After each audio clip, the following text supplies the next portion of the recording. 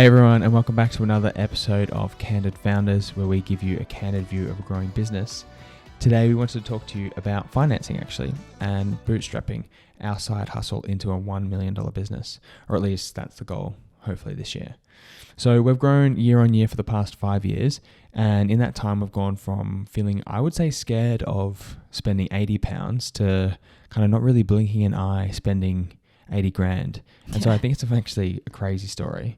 It took a lot of work to get there. There were a lot of different strategies that worked in some times, but then stopped working. So hopefully you guys can avoid the pitfalls we fell into and take advantage of all the great things that we came across over the past 5 years. We wanted to go through a bunch of different stuff today. Everything from our timeline, the first big external investor, at the start, what were the costs, how did we finance these, and then removing any bottlenecks in the business. And then we'll finish off with, assessing, the different types of finance options that we could have in the next couple of months or years. So hopefully it's a good podcast. But to begin with, it's probably worth going all the way back to the start of the timeline, like it's the Marvel Cinematic Universe, and talk about 2018 when you started the business, Lucy. Yeah, so I guess we should give some context about what the business is. So Bearkind is a company that I started in 2018, and it started as a reusable straw company. So I was actually drop shipping, and that is how I started the business so cheaply, and that's why I wanted to start to run this episode, because I think it's important to realize that we've grown the business, as you said, year on year since we started, but at the beginning, I was spending minimal, and I think you can actually really cheaply start a business. So I wanted to take you through the steps that were along the way from going from drop shipping straws to our now hero product, which is bamboo socks, and, kind of moving away from drop shipping to purchasing stock, that process, and as you said, removing those bottlenecks. And there's a lot that's happened in the last 5 years. So I think it's going to be a really interesting episode to get into. Yeah, absolutely. And I think one of the first parts is probably worth starting, how did you think about bootstrapping to begin with? Obviously, it was kind of, maybe not even a side hustle, but more just kind of like an experiment. Yeah. Would that be fair to say? Yeah, 100%. I really didn't put much money in to start with. And I went back through my bank statements and had a look at the money that went out of the business at the start. And thankfully, I did open a business bank account right at the start. So I literally have all of the transactions that have ever gone through the business. So it's really useful to be able to go back and look at that. And I think we're lucky in this day and age that you can quite cheaply start a business depending on what sector you're in. But in a product e-commerce sector, I started on Shopify. So they have very, very cheap basic plans. I started with even free, maybe? I'm not sure. Or at least to begin free. with, it's a I decent. honestly think it was like £9 a month or something, like really, really cheap. But 28 days to kind of get yourself set up. And they probably have a free trial. Like that, yeah. And I was using drop shipping, which, for those of you who don't know, drop shipping is where you don't actually hold any of the stock yourself. So what I had was a website, and I had this app, I think it was called Oberlo, that would connect to my website. So when a customer purchased a set of straws, it would connect to the app, it would buy the set of straws from AliExpress, and then it would ship them. So all I was doing was purchasing the stock at point of sale, which is great because you're not investing any money in stock. If you don't make any sales, you don't purchase any stock. But there are downsides to it. It takes a long time to ship. You don't have any kind of control over the packaging. So I very quickly realized that there was too much plastic packaging involved. It wasn't a great customer experience, but at that point I already knew I had some traction. I'd had some sales. So I very quickly, honestly, within a month, because I looked at my bank statements, I started drop shipping. I could see the transactions happening. A month later, I purchased my first stock. I think it was about £500 was the first kind of cash injection that I put into the business as a lump sum. Yeah, almost like a ka-ching moment. Yeah. And I remember that we were in our flat in Birmingham, and Lucy was like, you know what? I think I'm going to buy a lot of straws. I think I'm going to spend £500 on straws. And I remember at the time that was a lot of money for us, and just thinking, what on earth? What are we really going to be able to sell these? But you were quite right. Worst comes to worst, we have 500 pounds worth of straws, which we actually only really just sold out of. So we kept them for a while, but it was the great start for the business. Yeah. So it went kind of that initial £80 to start up the Shopify website, kind of get that stock flowing, sign up to Oberlo, do all of the kind of, I guess, business admin, get a Starling bank account, super easy to open up and quite quick, and then £500 into stock. And then was there anything more you did in that? There was a further, I'm just looking at this now, there was a further grand that I put into stock after that. So I must have done like the minimum order quantity and just said, let's test this. But I started the business in the May and we were getting into Christmas territory. So I must have realised, I need to stock up in time for Christmas. So I doubled the size of the order. So I obviously realised that I was getting enough traction to order more. So I put another grand in. But in terms of other stuff I was investing in, I wasn't paying myself. It literally was the website cost, the stock cost. I wasn't paying for anything else. Like I think I'd hired someone off Fiverr just to do my logo. All the stock photography was done by myself. Like I vividly remember going down, taking these straws when we first got them and going down to the local reservoir, and there was just a concrete block, just one of those random concrete blocks that's just been there for years, and I just would take photos of the straws on that concrete block, and we've got pictures of me doing it, and that was my stock photography for 2 years. Couldn't believe it. And yeah, I mean, it's not the winning ad, but you also, I don't think you're doing any advertising at that point either. No. It was more just kind of like owned Instagram, bunch of posts, kind of going out to like the family networks and seeing if you could get any sales there. Yeah, absolutely. I was trying to rinse as many free advertising channels as possible. So I was doing a lot of... It's a damn shame they don't exist anymore. Yeah, but like a lot of like Facebook groups that you could do like advertising in at the time. I think possibly I boosted some posts just to test it out on Instagram, but again, they're not like super targeted. So yeah, I wasn't doing any proper Facebook ads as we've come to know it today. But No. yeah, it really was. But you didn't need it. The money didn't need to be there. And then so 2019, I think this was the first time I lent you money into the business, and that was for the recycled t-shirts. Yeah, and I remember that because they were more expensive per unit, and yeah, because they were made in the UK, so that was a bit more of investment. So yeah, new product. I took some money from you, paid that back quite quickly, and then looks like then took a further that was at the start of 2019. Then I started moving into socks, so I kind of was like getting up to speed with bringing out new products.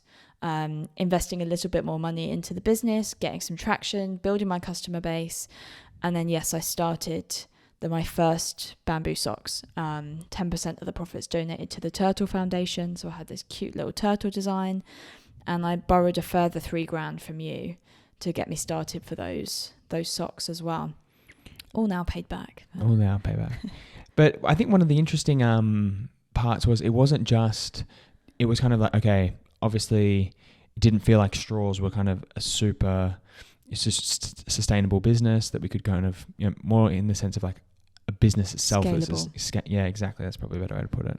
So it was kind of like, how do we get from straws, which were maybe a fad, and it wasn't just socks that you went into though as well. It was socks, t-shirts, bags. Yeah. And they were kind of like the big three products. And it wasn't, I don't know if it was as, planned out as okay, we're going to do these 3 products, test them. It was more, we found these kind of like sustainable bags that could be quite nice. People were using them a lot. We also found these like great t-shirt, again, sustainable, made from plastic. And kind of the idea behind the socks was, a product which you can't buy secondhand, really. It'd be a bit, I don't know if that's yet probably not much of a market for it. Not much of a market. And people are now kind of really conscious then about, okay, if I'm going to have to buy new, I'm going to buy something that's going to work myself. So that kind of the third product in socks, and the turtle designs obviously came from the idea of the the straw down the mouth of the turtle, which is where you got your first idea for the straw as well. Yeah. Yeah, so I think quite interesting as well to see how the business grew throughout that year. How much do you think you lent that year? Maybe $5,000? Yeah, it doesn't actually seem that much really. When we've come to it, we've now gotten to the point of our turnover last year was 500k, and at that point we were just putting a few K into the business and seeing what happened. I mean, turnover in that year would have been not even as much as 20k, I don't think, at that point. So we were putting a bit into the business, and we were making our money back. but it was nothing groundbreaking. No. And then 2020 rolled around, took a bounce back loan in July. It was actually really a small one. I remember it being a certain percentage of revenue or turnover that you could take. It didn't feel like it was kind of the business was going, gangbusters at that point. And this was really the pivotal turning moment. Yeah, I mean, the only reason I took the loan was because it was free to take at the time. You don't make any payments back on it for at least a year. So I took the loan thinking, okay, good opportunity. Don't know what I'm going to do with the money yet. I'll just take the money, let it sit there and then decide. And worst comes to worst, I just pay it all off in one go. And, there's no early repayment charges, anything like that. So at the time it was just free money and I was like, I'm going to secure that and then decide what to do with it. So took that money in, that came in July. So kind of had all August to sit and think about it. And then again, that elusive Christmas period came up again. And I thought I have stock to get rid of. So let's put this into advertising. I spoke with a friend who was kind of dabbling in his own freelance Facebook ads career. So he helped us out and I put all of the money into Facebook ads. And at that point, it's really started taking off. Like that was the most money we'd made in a month period in October. And I thought, wow, like maybe I am onto something. Yeah. But I mean, there was a few things that happened at that point as well. You were very much of the mind of, actually, I'm just going to close this business down. Yeah. It was, COVID had come around. It had been closed for a few months. That's the thing. Like I had shut it down because of COVID. So no sales were coming into the business over summer. And that's because my mum had been doing my shipping at the time. So she was going out and taking a parcel, taking it to the parcel box. So obviously during COVID, I said I don't want her doing that anymore. So I just shut it down for a bit and thought, okay, well, I just need to get rid of all of this stock. That was it really. Just get rid of the stock. And it's funny because I did. Objective achieved. We ran out by the end of November, which is crucial. You actually, if you're growing a business, you don't want to run out of stock just before Christmas. That was the goal. Yes, we can't do any more sales. Great. But it's interesting that completely turned the tables for me. And I thought, actually, maybe I'm onto something here that I've managed to now sell out of my stock within a month period. So it kind of like the stars aligned, I guess, that COVID happened. It kind of forced my hand. And then people were jumping in and doing a lot more online shopping, supporting small businesses, that kind of thing. I wasn't super happy in my job at the time. So that was also a bit of a push into working for myself, which I ended up doing because I quit at the end of November. So we ran out of stock. We were officially making 0 sales in December and I quit my job. Yeah, that was funny. But the right call. And then so March rolled around. You kind of ran out in November, made that big order for March 2021. Yeah. And that's when actually socks were back in stock and the business could start to grow. Yeah. Yeah. So this was me full time on the business. Let's go. Like motivation is back. Socks are back. Starting to think of the business as like a scalable opportunity and completely flipped it on its head really. And this is where I've started really groping for opportunities around me, and I think there was a groping for opportunities. Wow. Okay.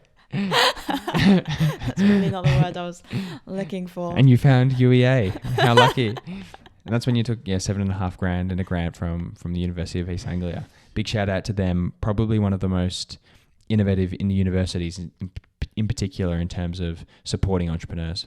Yeah, 100%. Like I've not found this anywhere else. Like, so I loved my time at UEA anyway, just going there as university. But the fact that they now offer this kind of financial support for students starting businesses. So if you're a student at UEA or you're within 5 years of graduating, they have an investment opportunity scheme. So the first one I went through was this Grow It grant. So it was literally free money. Like there was work involved. So I had to submit a business plan and get feedback on that. And then once I got through that stage, I had to pitch for the money. So they had to see it as a good opportunity to put some money into the business. So I won that money in April 2021. So it was a good injection of cash, which got absorbed very quickly. Because this is what happens when you're running a business based on having inventory. So so that was really good. That was the first time that's the most money that had come into the business in a lump. And it's funny because the next stage up from the Grow It grant is the Scale It grant, which is £50,000 investment. And I so well remember having these conversations with UEA when I first went to them to say, I'm interested in taking some money from you. They kind of said, well, you've got your Grow It and you've got your Scale It, and obviously the business will be at different stages depending on each one. And I just said, I'm definitely not at Scale It. I am definitely not in the position where I can grow and be like £50,000. Like if I took that money now, I don't know where that's going to go. Yeah. That was in April. By the time I got to June or July, and I was coming up to my 5-year deadline with UEA since graduation. So a couple of months later, I was like, oh my goodness, I need £50,000. Yeah. I need that money. And so I had to really turn it around. I had to go to them and say, I'm actually going to go for that money now. And I had to I still had the skeleton of my previous business plan, but it changed slightly because it is more like I've actually realized in a month period that I've got a scalable business. So I turned it around and went to them and I pitched, and they gave me the money because they realized that there was a scalable opportunity here. And again, that money quickly got absorbed into stock, but we had a bumper Christmas because of it. So yeah, very lucky that I did go to that university and had that opportunity. But also a lot of work went into, getting the business into the position where it was investable. But I mean, it's pretty funny just looking back on the numbers. So in 2018, it was 80 quid to start the business. And then, 2021, it's 50 grand to kind of really take it off and get bigger and bigger. Yeah. And I think it's also really good that you didn't just, inverse that you took 50 grand to begin with, start the business, because there was so much stuff that you didn't know, that everyone didn't know really. Yeah. What was going to work, what was the right products. Imagine if you put 50 grand into straws. We'd be selling them into next millennia, let alone at the moment. So that was working.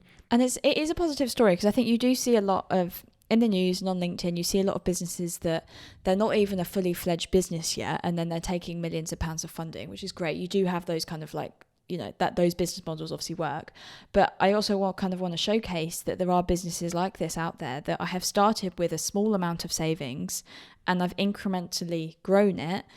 And now we're at the stage where we did take a small amount of investment really compared to what you can get out there, talking millions. But we've now grown it to the point where we're just investing profits back into the business. And I think realistically, at the time I was looking for a bank loan as well. So I applied for a 50k bank loan, and they laughed me out of the bank because it is hard to get funding in that context as an e-commerce business. But investment was more on the table for us. But yeah, so I just wanted to kind of highlight that you can just take some savings and just grow it. Yeah. And it grew a lot. And then come 2022, I think since really the start of last year, we haven't really taken any big chunks of investment outside of kind of moving to maybe a bit of optimization around working capital for our orders. So orders are paid kind of a third once they're shipped, a third when they arrive, and then a third after a month. So that really helps with kind of managing the expectations of when are we going to pay, how much, and splitting that over the course of 3 months. So we've got, I guess, a kind of backdoor type of credit or a working capital credit from our manufacturer, which is obviously a godsend because that would be very different if we had to pay all up front. Yeah. And then finance that for a couple of months. We've also moved to using a cashback credit card, which we use a company called Jeeves. They are a provider out of the US that were, fintech backed. They were okay, at least to begin with, but then they started to get really tight on their loopholes around types of, how much money you had to spend per month to be able to qualify for the cashback.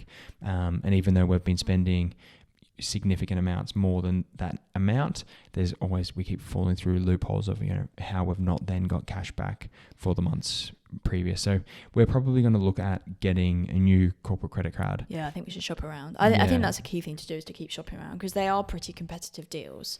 So we do need to look at where we could be making more, make our money work harder for us, basically. Yeah, absolutely. And I think so that's kind of the timeline of everything. At the moment, we're not looking at additional funding too much outside of what we've got at the moment. So we should be okay into the next year. And I think we've already probably covered, what did we spend the money on at the beginning. But I thought one of the best ways that we could think about spending money was around how do you use money to remove bottlenecks in the business.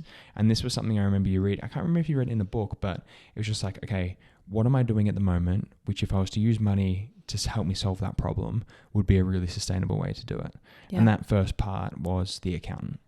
Yeah, absolutely. Yeah. So that was pretty much the first thing that I outsourced, because accounting, and I feel like this is the case with a lot of business owners. If you don't have a background in any kind of accounting, that part of the business is really difficult to get right.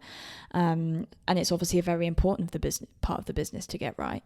So yeah, accounting was the first thing I outsourced. And it's funny because I actually would have saved money if I'd outsourced it sooner, because when I did hire the accountant, I had to pay her extra to go back and fix all the errors I'd made when I was filing the accounts. So when I think of bottlenecks, I think the decision should be like, because really you're trying to reduce costs wherever you can. However, if you can put a sustainable cost in place that is reducing your time on an area, because at the end of the day, like I was the bottleneck as a founder, as a single founder with no employees, I was the bottleneck. So then I take accounting off my plate. Good, I can do something else now. I can continue growing the business. And so it was decisions like these. As I've gone along, we're going to constantly have this of like, what is the next thing that we're outsourcing? So one of the things was my mum started helping on the shipping. So good, operations is with her now. Still fairly hands-on with me because it's my mum. So we're kind of both like, we both are still doing it. And on busy days, I'm there to help. But then a year later, I outsourced to a 3PL. So we've got a warehouse, and that was a massive growth unlock for us. So it's kind of, you look at it thinking, oh, well, surely you'd save lots of money by keeping operations in-house. Yeah, but you're not going to grow. You're not going to grow because you are the bottleneck. So, you know, we're fulfilling thousands of orders a month, even more at Christmas. We're not doing that from our own house. We don't have the space here. So yeah, it's about kind of spending the money when you need to and knowing what the next bottleneck is to kind of pay your way, I guess. Yeah, and that was probably also not just a bottleneck perspective, but also a expertise perspective as well. So there was the accountant, sure. There was, getting it out to a third-party logistics provider in your mum, and then after that, a third-party logistics provider proper. But also marketing agencies, a friend, then to an agency in Pakistan, then an agency in the UK, and kind of doing the right steps to the right levels of expertise at the right time. And I know you say that the accountant would have been better if you had the accountant from day dot, but equally, how would you know that the business was anything other than just kind of a small plaything? Yeah, I wouldn't have spent exactly. I wouldn't have spent that money. Yeah, they've all been very considered costs. Like you can see the kind of where we've upgraded as we've gone along. We've changed accountants, we've changed ad providers 3 times now. So, we are upgrading as we go along. So yes, all our costs have gone up, but our revenue's going up. We're a growing business. Like it really is, you kind of got to spend money to make money. So we're still very cautious of what we spend our money on. And we know, our return on investment on a certain product. We might install an app or a piece of software, and then a month later we decide, nope, we're going to remove it because that's actually not giving us return on investment. So yeah, it's just a constant process really.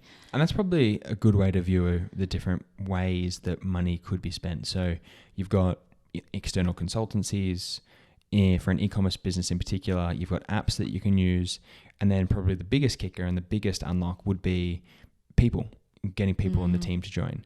And that's probably something we've not mentioned yet, but how strong it's been to be able to get young people through free schemes like the Kickstarter scheme, the University of Warwick's intern scheme, and bring them into the business, find out how great they are, teach them during kind of an 8-week internship or a bit longer, and then be like, actually, I can see the need for someone to do this in the business, and let's really professionalize the charity aspect, our wholesale experience, our operations, website, email, and bringing those people in full time. Yeah. And I think that's a key thing. Actually, it's a question I get quite a lot is like, oh, when is the right time to hire? And it's really difficult. I don't think you can pinpoint an exact right time to hire, but I'm 5 years into the business now, and I have not hired a single person full time without some kind of like financial aid. So like I have really used those opportunities. So it was the government Kickstarter scheme. So when Jess joined, she was free to me for 6 months. And then we've got another few people in the team who I've hired through the Warwick program. Again, they were free because Warwick paid for their internship whilst they're with me, and then I've hired them full time. So I've almost had like a free trial period with these people to then be like, okay, worth the investment. Like we've kind of grown the business together and now we can afford to go further. Because when I hired Jess, that was, I was only a few months into running the business full time myself. I'd only just started paying myself a salary. So it really was great to have you on board. This is just for 6 months. I can't promise a job after this just because I don't know what state the business will be in. But we got to like October, November time. And I was like, please don't go. Yeah, the business you can't is leave me now. Yeah. So I guess the right time is when those opportunities present themselves. And you see that in a lot of small businesses like this. They'll have friends and family help. They'll have partners help. Using these opportunities and, just kind of considering options, because don't do it on a whim. Like hiring a full-time person, you are then responsible for that person's salary. Like I think you really have to think about it and understand that if you can't afford to pay them in a month's time, you have to let them go. So it's a big decision when you're hiring someone. Yeah, and I think one of the ways that the funding helps make it a smaller decision is being able to do that free trial period. Like you mentioned, it's probably the wrong way to talk about it, but kind of the right sentiment in that, we were able to do a really competitive interview process at every stage for this. And so we've got great people in the business now in Bushra, Jess, Beth, that have been really, rigorously assessed. We've had so many applications for each of their roles. We've been able to get from really great talent pools and kind of compete them against other people, and we've actually come out with the right people as well. So it's been quite good as well, not just like a free trial because, other people haven't wanted to hire them, but because these are great people that want experience, that are young and are looking for their next steps in their careers. So I think one of the things that is quite good is then how do we think about what's happening next year and this year for our considerations of funding. And I know, Lucy, you've been busy on the phone speaking to different banks, different finance providers, and what have you found so far?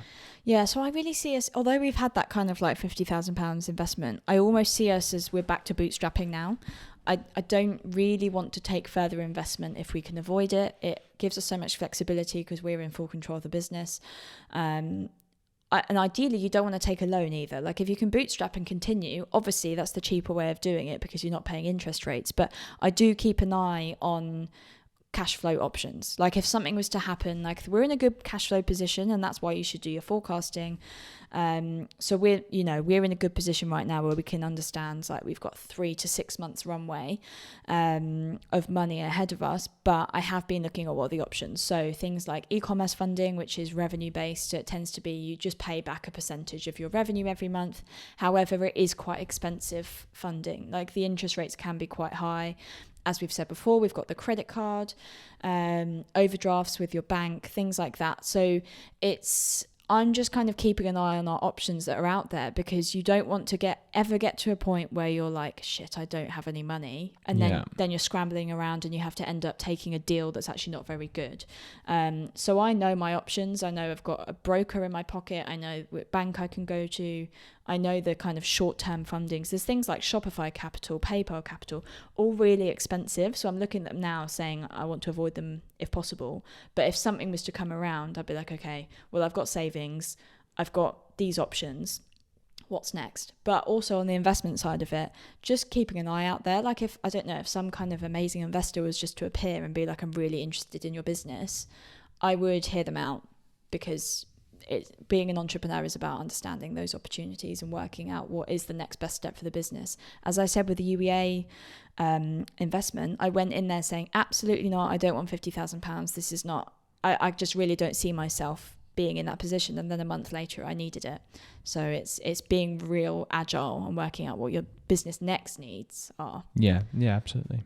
But I think that's probably a good place to stop on. Yeah. We've got a lot of opportunities coming ahead. working capital is always going to be tight for an e-commerce business like this, and that's kind of like where your bread and butter is. How quickly can we turn over the stock?